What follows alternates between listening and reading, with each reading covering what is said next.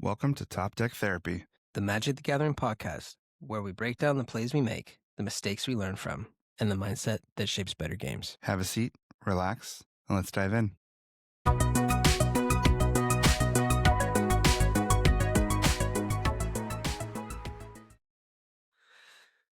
Hey, buddy. Welcome back to episode 2. Numero dos. Numero 2. Twins, Basil. Twins. Twins. Justin, what are we talking about today's episode? It's a tale as old as time. Mm. Threat assessment. Ye old threat assessment. Yes. Threat assessment is such an integral part of Commander. Do you think it's the most important part of any game? I think, except for learning your deck and your synergy and your mechanic, I do think it is the most important part of Commander. It's a multiplayer format. There are more things going on. There's more threats going on. And in a one-on-one format, it's a little bit easier to sit across from your opponent and be like, my only person that I need to worry about is you, and I only need to look at one thing. All my attention is on your board.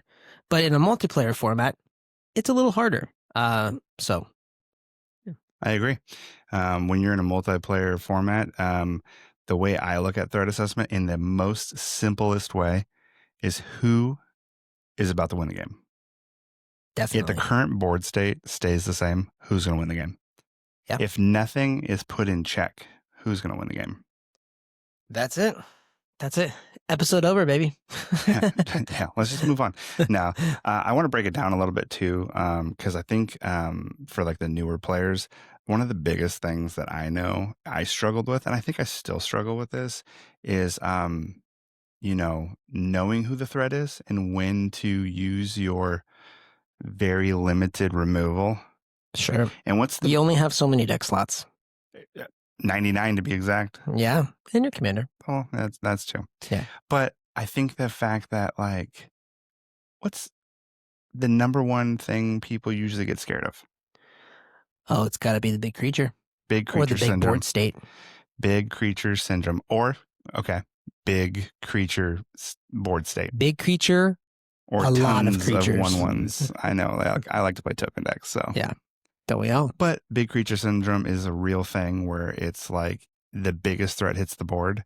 Yeah. And at that moment in time, it's so scary. Yeah. And you have to like overcome it, or you have to decide, is this person the biggest threat? Yeah, absolutely. And it's kind of hard to differentiate, is that the actual threat? You get these big, crazy pushed creatures that, Wizards is just insistent on making nowadays. Talking to you, Eldrazi players. Dino players. That's right, Andrew, we're talking to you, buddy. But it is so hard to not have your eyes just drawn to this big, awesome, powerful creature. Yep. And I think it's important for us to take a breath, take a step and say, hey, is this actually the threat? And I think about, okay, when I'm taking that breath and I'm taking a moment to see if that's the actual threat, I think about this. Do I have anything that can stop it? Can I leverage myself and my board state to point that big creature in another direction at one of my other opponents? Can I use my opponent's creature to help me help us and kind of politic around the table a little bit? Well, politicking is a huge part of Commander, right? But that's also part of threat assessment. You have to decide whether the entire table is scared of this creature or scared of the board state. Mm-hmm. And I think that's another part, is using clear language when you're talking to your opponents or your quote unquote teammates at the moment, right? Because sometimes you have to like decide whether we're going to gang up on, the IEC decks, Marco. Yep. People that have 1/1 counter decks where their creatures are just huge. Mm-hmm. And you have to make those decisions in a split second, or you can politic around the table and talk about it. Like, there's no one that says you cannot talk. I Yeah, mean, this is a social game. Like, it is. That's the reason why we play it, right? yeah. Is to have those social interactions, and Commander is a social puzzle. It really is. Yes, of course, it's important to play your deck correctly and all that, but one-on-one is it's just it's kind of limiting a little bit. Like, you miss all of these really cool interactions of like, hey, like, let's team up for a second to take care of this player that's on top. And that to me is what I just love about Commander. It's so much fun. It's so important. It's so important. So yeah, I think like if you were to say like how would you spot the threat? Uh what does that look like? What's going through your mind when you're like, okay, what's the threat here? I mean, for me, I mean, we're the OGs in our group, right? So Yeah, we've been around the block, right? So a time or two. I mean, I think the biggest thing for when I'm looking and trying to assess who the biggest threat is looking at the board state, right? Yeah. Looking at what's in my hand, Yeah. looking at cards in other people's hands. Like, does my opponent have a full grip, or are they 2 cards, 3 cards top decking? Mm-hmm. Mm-hmm. Um, how much removal has already been used? Yeah, What's everyone's mana right at this current state? Am I playing a blue player and all their mana's open? usually. Kevin, I'm talking to you. You know, so he likes to play on everyone else's turn. So if he has It's my turn too. 5 mana open, and I am ramped up and just ready to drop just a big old green creature, It's a big old green fatty. just a big old fatty. And I'm kind of scared knowing that you have all this blue mana open. Mm-hmm. Mm-hmm. Just any mana, black is scary, white is scary, Yeah. Yeah. red is scary, everything. Every color has its strength and Yeah. its weaknesses, and every deck and archetype has its own strengths and weaknesses too. I think that's important. when I something that I think about as far as threat assessment starts from the moment the commanders are revealed. Um, unless you're living under a rock, I mean, if you're listening to the podcast, you probably know EDH Rec, right? And you kind of know a little bit about the community, and some of these commanders have like these kind of auras around them. Not aura the card type, but just this like kind of aura around them that like, okay, this is a powerful commander and we need to keep an eye on it, right? So, Yeah. um, I know it's not that attracts a deck, right? But it is. It It is. is. Yeah. So when I think of that is like, I'm looking at the commander. Who's the commander? Who's my threat? Now, you and I, we play in a pod that it's all of our friends. We play with the same group of people every time we play. And that is, it is a blessing, but it's also a curse too. Yeah. I know what's in all of my opponent's decks. I kind of know what they're about, what they're up to. That helps me kind of, even before I'm looking at the board state, it helps me assess who I think is the most threatening deck just out the gate. Number two, I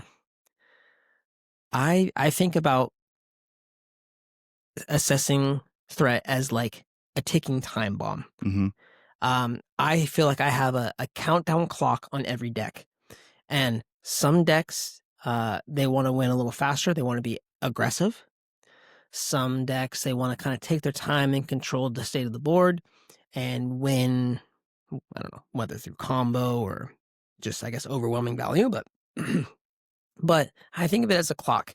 And every turn as they are, using more of their resources and they're putting more permanents down, or maybe casting more spells for the spell slingers out there, that clock can either shorten or it can lengthen. And I'm kind of constantly keeping that clock in my head as far as like, oh, okay. So for example, our buddy Andrew, he has a Shieldred deck. I think Shieldred. She-Holdred. Shieldred. Shieldred, is it the Apocalypse? I'm Apocalypse, so yeah. bad with card names. People, we'll put it up on the screen for everybody at home. But he's got a deck where basically every time we draw cards, we lose 2 life. Every time he draws cards, he gains 2 life, and he forces us to draw extra cards. He's just helping us, right? Drawing our cards. I like drawing cards, and I even like paying life for cards until I don't. Life is a resource. Life is a especially resource, in Commander. It is. So that's the reason why we have to lower other people's life totals too, right? That's true. Yeah. But I'm feeling kind of okay about his commander being out there as long as everyone else is taking the same amount of damage as I am. But as soon as he starts putting the, Teferi's puzzle box, oh my God, that clock has shortened for me. Yeah. And that now draws a lot of my attention. Okay.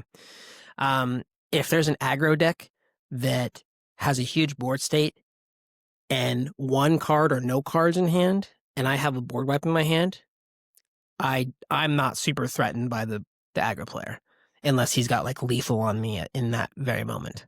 So you're not scared of my a Johnny Cat deck? Oh, I'm terrified of those pussies. I mean, who doesn't? I mean, but I'm just saying that is a super aggro deck.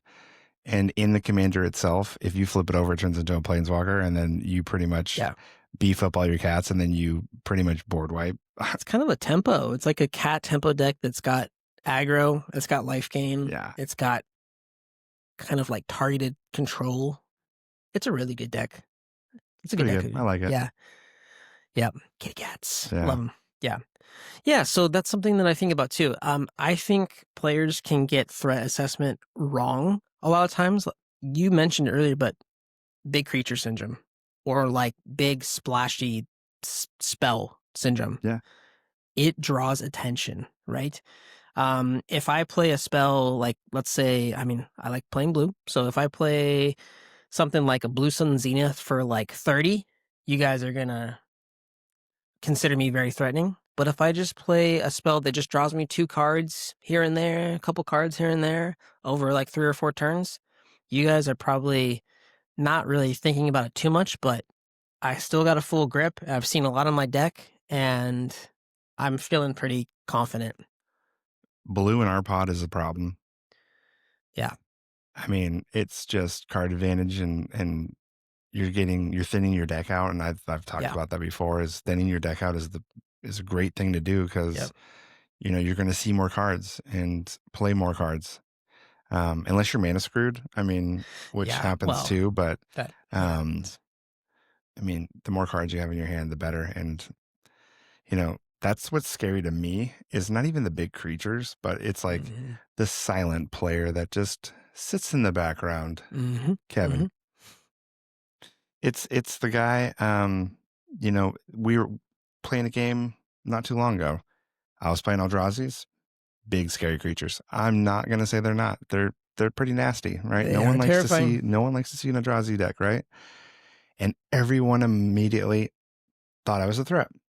I started taking out my Eldrazi's and I started talking out loud. I said, "Hey guys, I look scary. Trust me."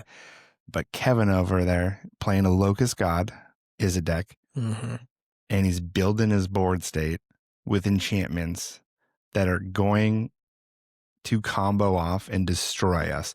No one listened to me. They kept coming after me. And then when they finally needed me to do something, I had nothing left. I was top decking. Yep. I had all of this mana, but nothing to drop. Yeah. I had nothing. And no one listened to me because big creatures are scary. But to me, combo players are scary. Kevin was drawing cards. He had impact tremors out. He was playing creatures. I had Goblin Bombardment out. I had, I think, Coastal Piracy out. Skull Clamp, and my commander. Yep. I think I had impact tremors and Goblin Bombardment. You did. So I could ETB damage. I could damage because I had haste. Yep. And then I could sacrifice. 1/1 flyers, evasion. Like there's a keyword for you. Yeah.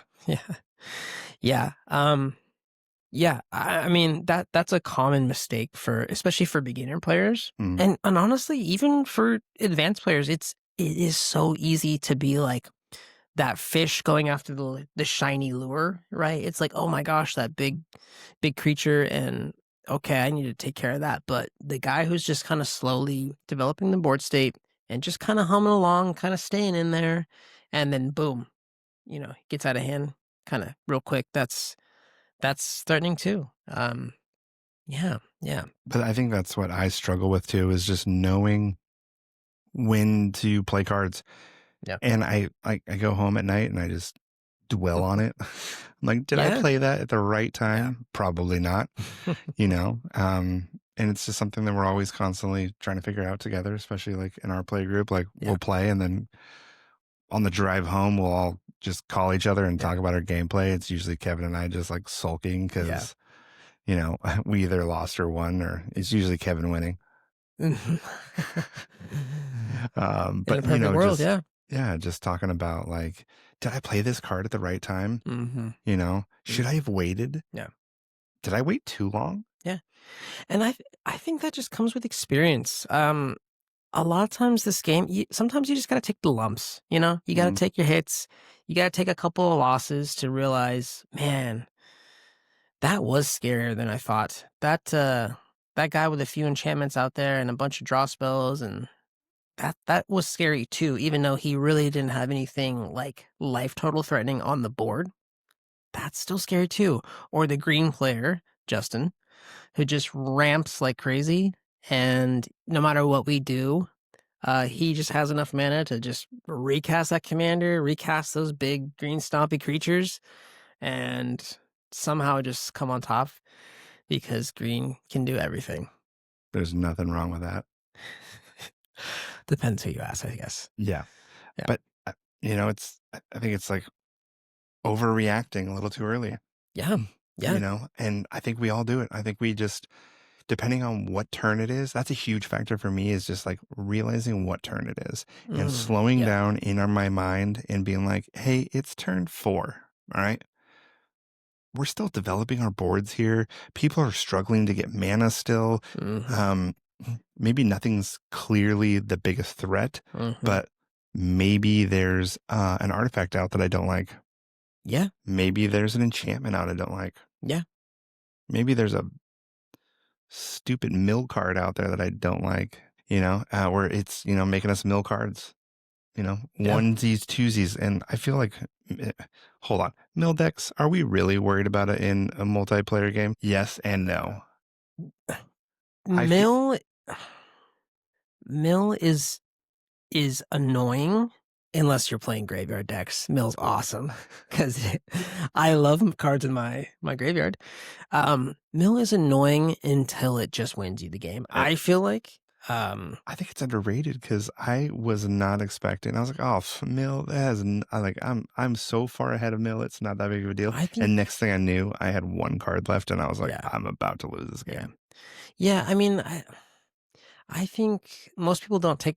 At least for me, I nothing against Mill. I even like some Mill. I even use Mill on myself sometimes to get cards in my graveyard, but I think Mill, people think it's underrated sometimes, and they don't really like take it seriously unless Brewvac's on the battlefield.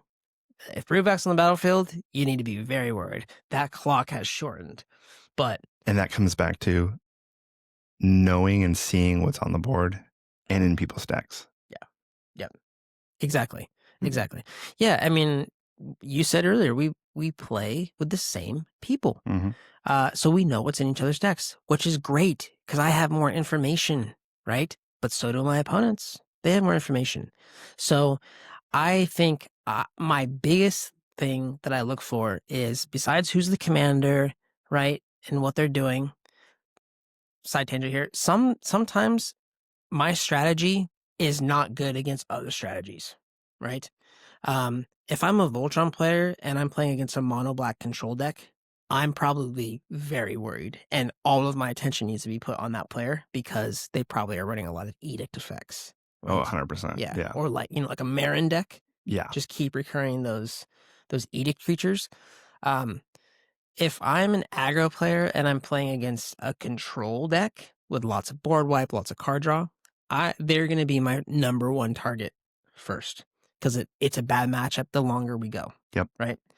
There are just certain strategies that they're just better against your strategy.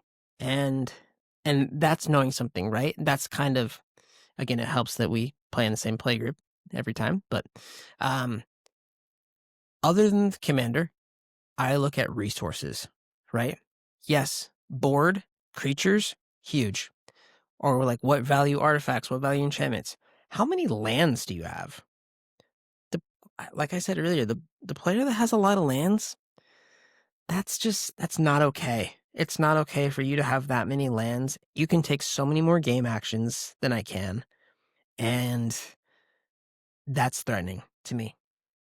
And the player that's drawing all the cards, someone Yes. that has a consecrated sphinx out, or Yeah. some kind of draw engine, where they're able to draw a card through artifacts and with an unwinding clock, and now every single turn, it's like my Shorkai deck. Yeah. Yeah. I'm making a pilot, I'm drawing a card, I'm thinning my deck every turn, unwinding clock hits, do it again, Yes.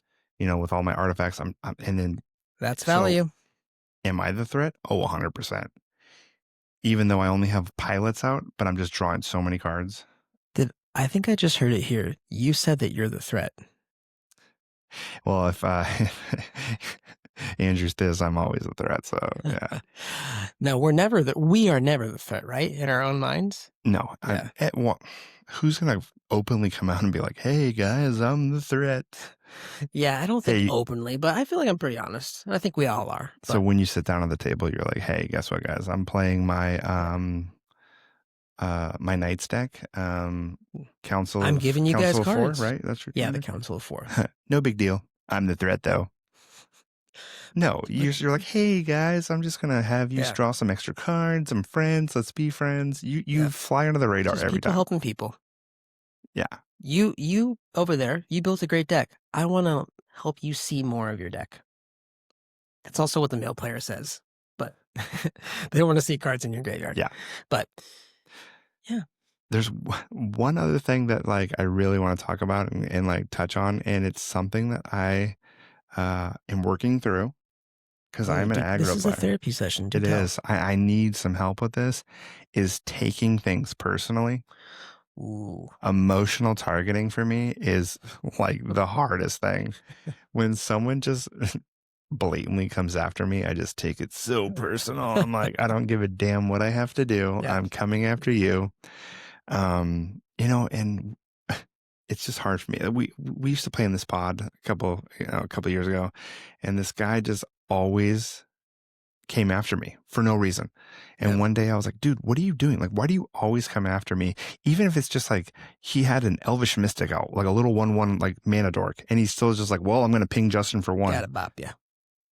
Why? He's like, I don't know. I just look at your face and I have to. And I'm like, wait, what? Yeah.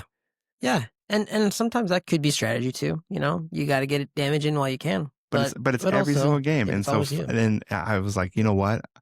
I'm going to show this guy what's up. I'm playing a mono green elf deck that was popped off by turn 5. And I had so much mana and so much elves and so much synergy that I hit him for like 50 something, knocked him out of the game, and totally left myself completely exposed. Mm-hmm.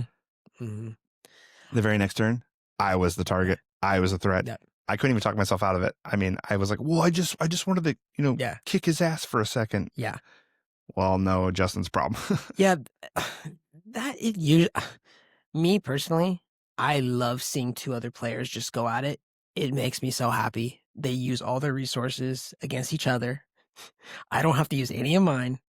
All their aggro, their threat goes towards each other. And then I'm just like off in the corner. No wonder you built a goad deck. That was a different time. Marisi. Too dirty. Oh my gosh. Yeah. Yeah, all you goad players, we know what you're doing. Yeah. I see you. Hey, I still not sprinkle dumb. in some goat every now and then. Goat's just a great mechanic. Yeah. I think one of the games I won with Locust God, I won because of a perfectly timed Disrupt Decorum. Who doesn't love Disruptive Quorum? So good. So good. Uh, God, I love my decks even more now that we're talking about it. Didn't know that was possible. But yeah, take a breath, take a moment. If the board state doesn't change, who wins now? How many resources do you have in your hand? How many resources have been spent or used? And whose deck is most likely to put obstacles in my way that I cannot deal with. That's what I think about when I think of threat assessment. I like to use the clock analogy again, the ticking time bomb. If someone plays something and they're kind of going along smoothly and then they drop something that synergizes with their deck and it shortens that clock, that's really got my attention. And we can go back to politicking. We can say, hey, guys, is anyone threatened by this? And I said earlier, I think that using clear language with everyone around the table, this enchantment draws him 3 cards a turn. Yes. Are we okay with this? You're talking And about Ristic Study, right? I mean, are you okay with a Ristic Study? No, I don't run Ristic Do Study. you pay the 1? I think that depends.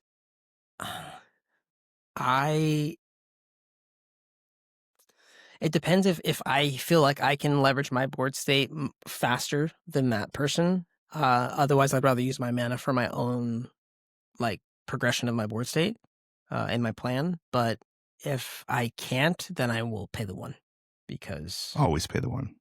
Never give the blue player more cards. Oh, come on now. I just thought of something that I think we should talk about as well.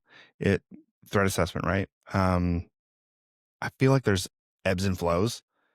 So Definitely. the big scary creature can be the threat 1 turn. And then the very next play, they're instantly not the threat. How do you reevaluate your threat assessment when you have 3 other players going, before you go back to your turn, is what I'm essentially trying to say. Yeah. Yeah. Is there something in your mind where you're like, are you playing 3 turns ahead, or are you just like playing in the moment, or do you kind of just like each turn does your evaluation cycle through? Yeah, definitely. Absolutely. It's always kind of adapting and shifting and changing depending on what is getting added to the board or like new information that I'm taking in. What if I just bopped you for 10? Is that just sticking with you? That's a big ouchie. That's an ouchie. You said that there's like this want to retaliate and getting hit for over a quarter of your life total, or your starting life total for that matter, that's a big number, and that's kind of hard not to retaliate or want to retaliate. But I think, this comes with practice, and I do not have this down, but if you can just take a moment and be like, okay, that hurt, but either, do you have an answer for that threat? Can you leverage that information? Okay, buddy, you got your big Eldrazi or your big trample guy. Hey, I do not have an Eldrazi deck. Let's just be clear. I was playing someone else's deck. Oh, excuse me. I don't want to be known as the guy that has an Eldrazi deck. I'm not hating Eldrazi's. I just don't want to be known as the guy that owns an Eldrazi deck, if that makes sense. I don't know. What's wrong with owning an Eldrazi There's deck? nothing wrong with it. I just... Yeah. Okay, so a big creature, right? Sure. So Goreclaw. Let's just do my Goreclaw deck. Can I say something like, hey, I'm letting you know, like, that hurt me when you hit me. Maybe the next turn, I drew a couple cards or whatever, and I found a removal piece. Or maybe I didn't, and I'm just bluffing. But can I say, hey, bud, I have a removal piece for your creature if you're coming at me. I will use it if I have to.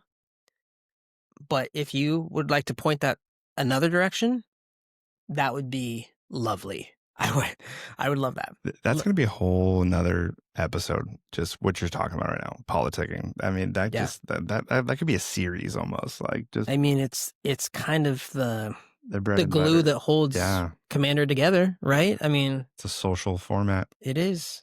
Casual format.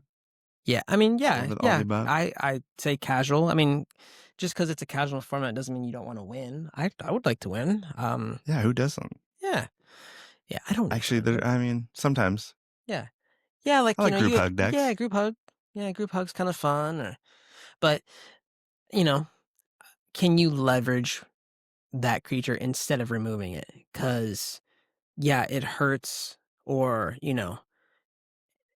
but can you use that to your advantage, right? Yeah. And Can you let that person become the threat and become your friend, so to speak, for a bit. yeah, and Yeah, let you do your thing because maybe you are playing the combo deck or you're sure. playing the mid tempo. Like, I'm just going to build my board up. It's kind of what I do with Toby. Yeah. I kind of just like sit there and I'm like, well, I got 4 blockers. But a lot of people forget that once I get like 4 tokens out, they all have flying. And then the evasion part Yeah. comes in. They're like, oh shit, Justin can fly now. And we're all screwed. Dude, flying is such a good mechanic. It Mm, is it's kind of one of the OG, right? yeah. Mechanics, I think. Um, but flying wins games. Yeah. It's amazing how many times like I'm ready to swing with a flyer. I'm like, all right, who's got blockers? Oh, does anyone have a flyer? No one had. No. Okay. Who do I want to I swing? guess I'm just gonna hit That where somebody.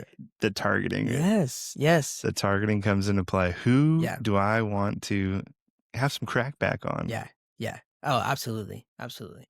Yeah. So, and you know, it's really hard. It's a skill that I still feel like I'm kind of learning to do every game that I'm playing. Every night, while we're driving home from Magic Night, we're kind of, at least me, I'm kind of thinking about, what plays I maybe messed up or what plays I thought I did good and what did I learn from it. But yeah, sometimes the big threatening creature is not the threat. Yeah. Yeah, remember that, Marco. Stop throwing your removal spells at me. All right. Never leave a combo player unchecked. Always check the combo play, even though your Locust God deck really isn't a combo deck. I say that with Yeah, a grain of yeah. salt, but But it did it actually is. combo It the other did. day. Yeah. I don't run infinite combos.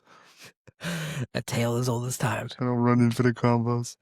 Yeah, I didn't think about that one, but What deck were you playing when you did apparently I the just built my deck. curiosity drawing pinging? That was Was that that it? yeah. Oh my I god. was dude, I He's like, have wait a minute, I think I that have went played infinite. Oh yeah, you're all dead. I was like, yeah, oh my god, I think I just went infinite and won. I was like, sorry about that. Yeah. But it's still fun. I mean, Yeah, yeah. And it was pretty late in the game. I think it yeah. was 11, 12. Hey, So all games have to come to an end and someone's got to they win. do. They can't all They come in do. draws. Yeah, yeah, exactly. Exactly. So just knowing who the threat is and dealing with it in that moment of time or politicking around the table Yeah. and then becoming the threat at your own pace. Yeah. Because at some point, if you're going to win the game and you're about to win the game, you're going to become the threat. And just knowing when you're ready to become the Yeah. threat. And we play with people in our pods that openly say, guess what? I am the threat. I'm coming for everybody. Yeah. But yet they don't swing. Right. Yeah, you kind of have to become a threat to win the game most of the time. Yeah. Unless you just twiddle your thumbs for like 8 turns and then drop an insurrection and you haven't done anything the whole game. Just win that way. But hey, you play the insurrection, you became the threat. Yes. You But always become the threat. clock, a lot less time on that clock now. Yeah, for sure. But yeah, it's hard. It's a skill. Exercise that muscle and realize, it's not just the big creature. Yeah. Threat assessment is the difference between reaction and strategy. Beautiful. I mean, Beautiful. you have to master it to evolve your game. Yep. It's the name of the game. It's the name of the game. And keep doing it. Keep learning. Keep enjoying. Hopefully we got some stuff for you to think about. Hey, I know I'm going to think about some stuff because I'm an overthinker. Aren't we all? So We're Magic players. We overthink everything. that's true. I can't even play an aggro deck because I'm like, I don't know who I should attack. I don't know how to attack. You don't. Nope. No. That's why you play a lot of Like, I play on the back foot quite a bit. yeah. Like, oh, just like yeah. But That's my temperament. That's my personality. Pick a deck for your personality. But yeah, stuff to think about for threat assessment. It's a huge part of the game, and master it to evolve. There you go. Perfect. Yeah. All right, everybody. Till All next right. time. Till next time.